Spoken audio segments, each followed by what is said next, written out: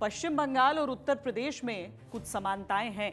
दोनों ही राज्यों में मुस्लिम आबादी बड़ा वोट बैंक है। दोनों ही राज्य लोकसभा की एक मुश्त सीटों के लिहाज से महत्वपूर्ण है और दोनों ही राज्य सांप्रदायिक आधार पर काफी संवेदनशील माने जाते हैं।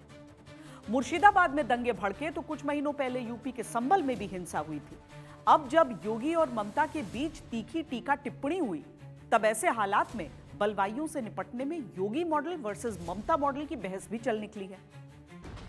संभल में 77.67% मुस्लिम आबादी है, जबकि मुर्शिदाबाद में 66.27%। अब देखते हैं हिंसा और दंगों के बाद दोनों शहरों की स्थिति क्या रही। संभल में 24 घंटों के अंदर स्थिति काबू में आ गई। मुर्शिदाबाद में एक सप्ताह तक तनाव की स्थिति रही। संभल में 4 लोगों की मौत हुई, मुर्शिदाबाद में 3 लोगों की हत्या।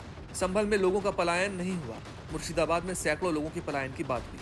संभल में उपद्रवियों पर सख्त कार्रवाई के आदेश, मुर्शिदाबाद न जाकर ममता इमामों की बैठक में शामिल। एक भी निर्दोष नहीं जाएगा। जितने भी विजुअल्स होंगे उसके वीडियो फुटेज है, गोली चलाते हुए, कट्टा लहराते हुए, तलाशी के दौरान पत्थरबाजी करते हुए, घरों के छतों के ऊपर जो पत्थर रखे गए हैं, ये सारी विजुअल्स हमारे पास हैं और उसके अनुरूप ही कार्रवाई होगी।